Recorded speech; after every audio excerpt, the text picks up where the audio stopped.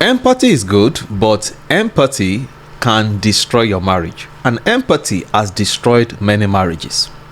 My name is Sheung Afolayan. I am your bliss catalyst. Follow me for unpopular tips that can transform your marriage and relationship instantly. Also, check out my website blisscatalyst.org for courses and content that can deliver the bliss that you have always desired. Now, empathy is very good, but empathy has destroyed many marriages. And this is how it happens. You see, there are some people that are wired in a manner that they lack empathy. They don't know how to put themselves in someone else's shoe, and therefore they are extremely defensive. They hurt people a lot, and they don't show kindness because they do not know how to put themselves in somebody else's shoe. But you see, there are other people that are on the other side of the spectrum who we call them empaths. They have a lorry load of empathy to give, and whenever they see someone misbehaving, they immediately put themselves in that person's shoe, and therefore they are willing to forgive. They are always loving. They are always understanding. They bear a lot of pain without complaining because they always put themselves in somebody else's shoe, and they do not want to hurt anyone. They are scared of hurting anyone, and therefore they give a lot of empathy.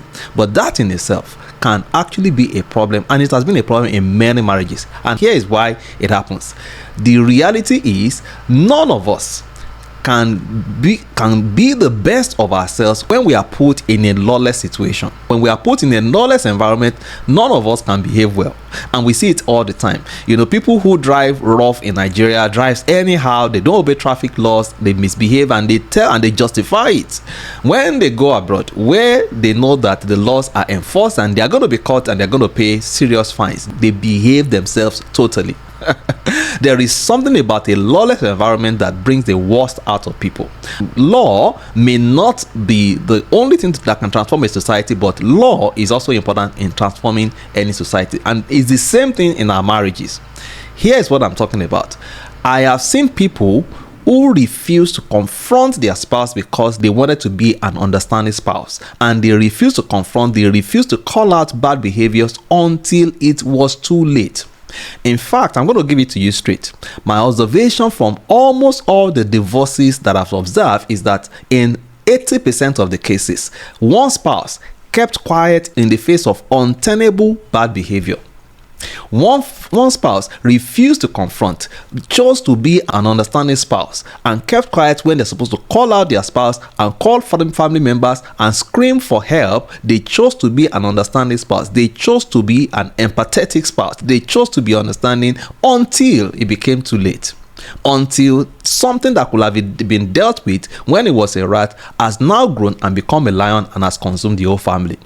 I've seen people who give so much empathy that they do not know how to tell their spouse, even when they found raw evidence of cheating, they do not have the capacity to confront their spouse and say, what you are doing is totally wrong. Rather, they will justify it. Rather, they will even trip themselves and tell themselves, maybe it's because I did not do A, B, C, D right. I've seen people like that, and many spouses have become totally used to that kind of environment and has brought out the worst in them. There is something about every human being that needs a little bit of consequence for us to guard ourselves against being wanton in bad behavior.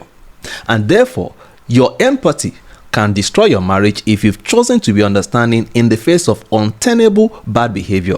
When it's time to confront, you must confront. Even the Holy Book says there is time to hug and there is time to refrain from hugging.